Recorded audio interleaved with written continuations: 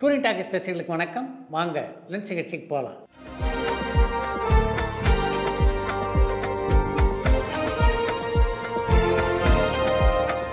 என்னம்மா முதல் கேள்வி? டெல்லி கணேசன் சாரோட மகன் ஏதாச்சும் படத்தில் நடிச்சிட்டு இருக்காங்களா?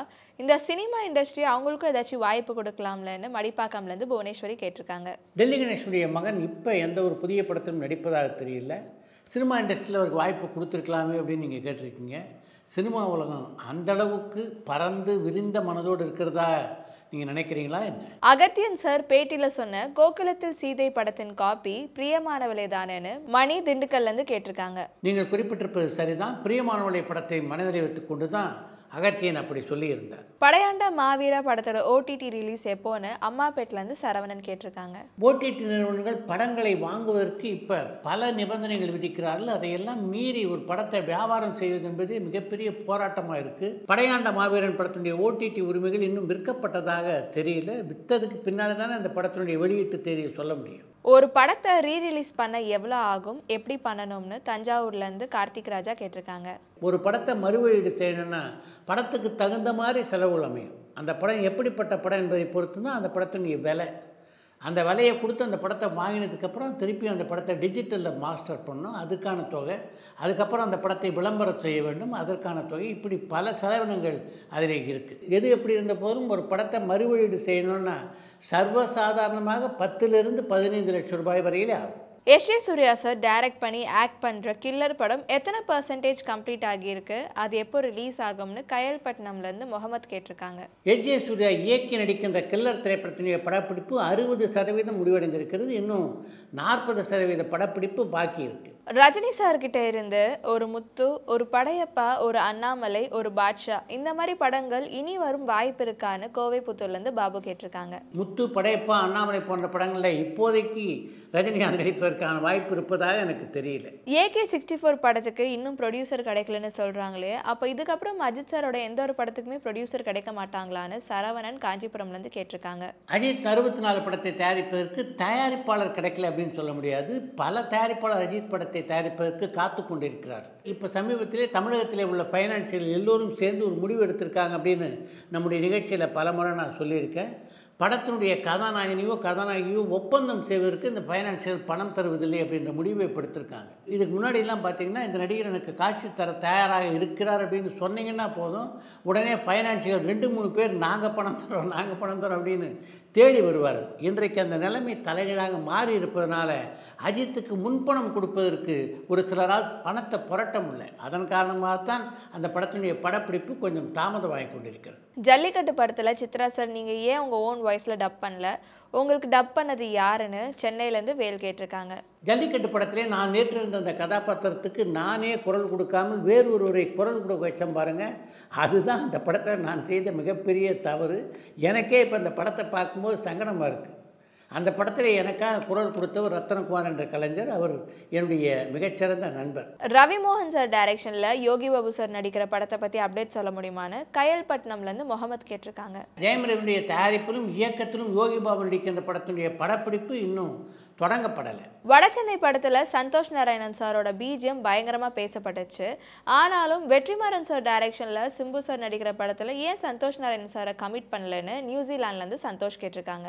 வெற்றிமாறனுடைய இயக்கத்திலே சிம்பு நடிக்கின்ற படத்துக்கு இசையமைப்பாளராக அனிருத் தேர்ந்தெடுக்கப்பட்டிருக்கிறார் என்றால் அதுக்கு முக்கியமான காரணம் சிம்பு. அந்த படத்துக்கு அனிருத் தான் இசையமைக்க வேண்டும் என்று சிம்பு விரும்பினார். அதன் காரணமாகத்தான் அந்த படத்துக்கு அனிருத்தை ஒப்பந்தம் செய்திருக்கிறார்கள். நம்ம ஊரில் இருக்கிற நடிகர்களுக்கு ரசிகர் மன்றம் இருக்கிற மாதிரி வெளிநாட்டில் இருக்கிற நடிகர்களுக்கு ரசிகர் மன்றம் இருக்கான்னு கோவை புத்தூர்லேருந்து பாபு கேட்டிருக்காங்க. நடிகர்களுக்கு தமிழகத்திலே உள்ள ரசிகர் மன்றங்க மாதிரி வெளிநாட்டில் எந்த ரசிகருக்கும் இல்லை. சித்ரா சார் நீங்கள் லாஸ்ட்டாக எந்த படத்துக்கு PROவாக ஒர்க் பண்ணீங்க அண்ட் எதனால நீங்கள் PRO ஒர்க்கை விட்டுட்டீங்கன்னு காஞ்சிபுரம்லேருந்து சரவணன் கேட்டிருக்காங்க. நான் பரபரப்பாக பத்திரிகை தொடர்பான பணியாற்றி கொண்டிருந்த காலகட்டத்தில் தான் பாரதி ராஜாவிடமிருந்து உதவி இயக்குநராக சேரும்படி எனக்கு அழைப்பு வந்தது. அந்த அழைப்பு ஏற்றுக்கொண்டு போனதுக்கு பின்னால் என்னால் பத்திரிகை தொடர்பாளர் பணியை தொடர முடியலைன்னா அதுக்கு முக்கியமான காரணம் ஒரு உதவி இயக்குனருடைய பணி அப்படின்றதுக்கு அது 2 மணி நேரமோ 3 மணி நேரமோ இல்லை, முழு நாளும் அப்படிங்கிறனால தான். அவரோடு தொடர்ந்து பயணிக்க வேண்டியிருந்தனால தான் இந்த பணியை என்னால் செய்ய முடியல. நான் கடைசியாக பத்திரிகை தொடர்பாளராக பணியாற்றிய படம் எது அப்படின்னு உண்மையிலேயே எனக்கு நினைவில்லை. சித்ரா சார், நீங்கள் ப்ரொடியூஸ் பண்ண படங்களில் விமர்சன ரீதியாகவும் வசூல் ரீதியாகவும் ஜெயிச்ச படங்கள் என்னென்னு சொல்ல முடியுமான்னு திண்டுக்கல்லேருந்து விஜய் கேட்டிருக்காங்க. நல்ல விமர்சனத்தையும் வசூலையும் பெற்ற படங்கள் அப்படின்னு மண்வாசனை, வாழ்க்கை, ஜல்லிக்கட்டு, சூரசம்மாரம் ஆகிய படங்களை சொல்லலாம். சியான் விக்ரம் சார் படங்களில் நடிக்கிறதுக்கு முன்னாடி சீரியலில் நடிச்சிட்டு இருந்தாங்களான்னு சத்தியமங்கலம்லேருந்து நந்தகுமார் கேட்டிருக்காங்க. திரைப்படங்களில் நல்ல வாய்ப்புகள் கிடைப்பதற்கு முன்னால் தொலைக்காட்சி தொடர்களிலும் டெலிஃபிலிமிலும் நடித்து கொண்டிருந்தவர் தான் விக்ரம். அது மட்டும் இல்லாமல் பல நடிகர்களுக்கு பின்னணி குரலும் கொடுத்திருக்கிறார். ரஜினிகாந்த் சார் நடித்த கொடி பறக்குது படத்தில் கதை வசனம் எழுதினது யாருன்னு ஆரணிலேருந்து பாபு கேட்டிருக்காங்க. பாரதி ராஜாவுடைய இயக்கத்திலே ரஜினிகாந்த் நடித்த கொடி பறக்குது படத்திற்கு கதை வசனம் எழுதியவர் R Selvaraj. Director Praveen Gandhi sir மறுபடியும் படங்கள் டைரக்ட் பண்ணுறதுக்கு வாய்ப்பு இருக்கான்னு திண்டுக்கல்லேருந்து விஜய் கேட்டிருக்காங்க. பிரவீன் காந்தியை பொறுத்தவரைக்கும் இன்றைக்கும் ஒரு படத்தை இயக்க வேண்டும் என்ற எண்ணத்தில் தான் அவர் இருக்கார். நீங்கள் அழைச்சிங்கன்னா இப்போவே படத்தை இயக்குவதற்கு அவர் வந்து விடுவார். ஆனால் இப்போதுள்ள தயாரிப்பாளர் யாரும் அவரை போன்ற அனுபவம் உள்ள இயக்குனரில் பயன்படுத்த தயாராக இல்லை அப்படின்றது தான் உண்மை. 22 வருஷமாக சினி ஃபீல்டில் ட்ராவல் பண்ணுற நயன்தாரா மேம்க்கு நீங்கள் என்ன சொல்ல நினைக்கிறீங்கன்னு தோரணமலையிலேருந்து செண்பகராமன் கேட்டிருக்காங்க. 22வது ஆண்டில் அடியெடுத்து வைக்கின்ற நயன்தாராவுக்கு என்னுடைய மனப்பூர்வமான வாழ்த்துக்களை தெரிவித்துக் கொள்கிறேன். 22 ஆண்டுகள் ஒரு கதாநாயகியாக திரையுலகத்திலே அவரால் பயணிக்க முடிந்ததென்றால் அதுக்கு முக்கியமான காரணம் நயன்தாராவுடைய அயராத உழைப்பும் அர்ப்பணிப்பும் தான். அவருக்கு அறிவுரை சொல்கிறதுக்கு எதுவுமே என்கிட்ட இல்லை. ஏன்னா நயன்தாராவை பொறுத்தவரை தன்னுடைய வாழ்க்கையை எப்படி அமைத்து கொள்ள வேண்டும் என்பதை சரியாக உணர்ந்தவர். அவர் அப்படி திட்டமிட்டு தான் தன் வாழ்க்கையிலே அவர் பயணித்து கொண்டிருக்கிறார். நீதானே என் பொன் வசந்தம் படத்தில் 5க்கும் மேற்பட்ட சினிமாட்டோகிராஃபர்ஸ் அண்ட் எடிட்டர்ஸ் ஒர்க் பண்ணியிருக்காங்க. அந்த ஒரு படத்துக்கு ஏன் இவ்வளோ டெக்னீஷியன்ஸ் ஒர்க் பண்ணியிருக்காங்கன்னு கேசவன் கோயம்புத்தூர்லேருந்து கேட்டிருக்காங்க. நீதானே என் பொன் வசந்தம் படத்துடைய ஒளிப்பதிவாளர்கள்னா அது எம்எஸ் பிரபுவும் ஓம் பிரகாஷும் மட்டும்தான். கூடுதலாக அந்த படத்துடைய ஒளிப்பதிவு பொறுப்பை ஏற்றிருந்தவர் கதிர். இந்த படத்துடைய படத்தொகுப்பாளர்னு பார்த்தீங்கன்னா அது ஆண்டனி மட்டுமே. கூகுளில் ஆண்டனியுடைய உதவியாளர்கள், எம்எஸ்னுடைய உதவியாளர்கள் எல்லோருடைய பெயரையும் போட்டிருக்கிறதுனால இப்படி ஒரு கேள்வி உங்ககிட்டேன்னு பிறந்திருக்கு அப்படின்னு நினைக்கிறேன்.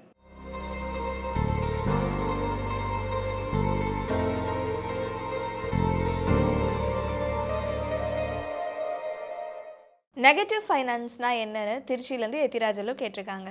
ஒரு காலகட்டத்திலே திரைப்படங்கள் ஃபிலிம் நெகட்டிவில் தான் படமாக்கப்பட்டன அப்படின்றது உங்களுக்கு நல்லா தெரியும். இந்த நெகட்டிவ்லாம் அந்த படத்தை ப்ராசஸ் பண்ணுற ஃபிலிம் லேபரேட்டரியில் இருக்கும். இந்த நெகட்டிவ் மேலே தான் பட தயாரிப்பாளர்களுக்கு பல ஃபைனான்ஷியல் கடன் கொடுப்பாங்க. யார் ஒரு படத்துக்கு நெகட்டிவ் ஃபைனான்ஸ் செய்திருக்கிறாரோ அவருடைய அனுமதி கடிதம் இல்லாமல் யாருக்கும் அந்த படத்துடைய பிரிண்ட்டை போட்டு அந்த லேப்லேருந்து தரமாட்டாங்க. அதுதான் நெகட்டிவ் ஃபைனான்ஸ்.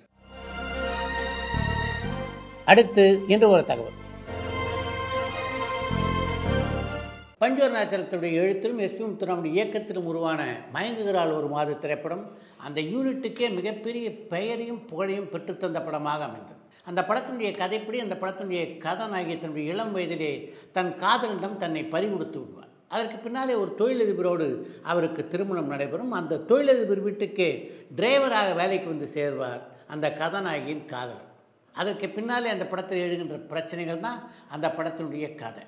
அந்த படம் மிகப்பெரிய வெற்றி படமாக இருந்தது. அந்த படத்தில் கவிஞர் கண்ணதாசன் சம்சாரம் என்பது வீணை என்று தொடங்குகின்ற அற்புதமான ஒரு பாடலை எழுதியிருப்பார்.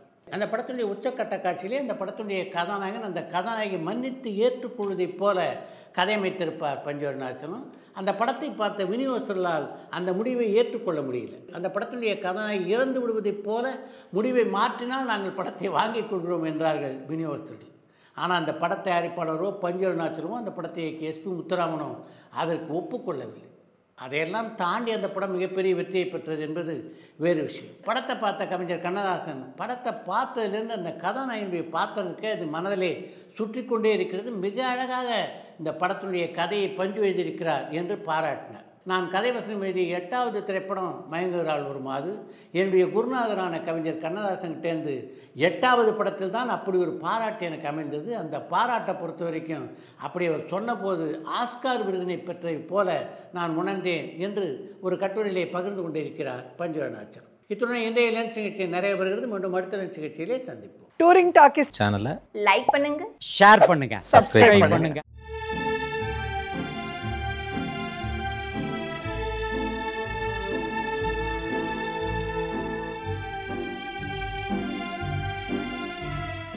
மறந்துடாதீங்க.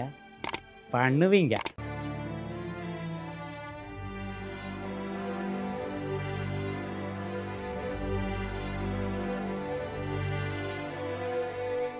பரபரப்பான சினிமா செய்திகள், நட்சத்திரங்களின் பேட்டிகள், சினிமா வரலாறு ஆகியவற்றை பார்க்கவும் படிக்கவும் உங்களுக்கான இணையதளம் touringtalkies.co.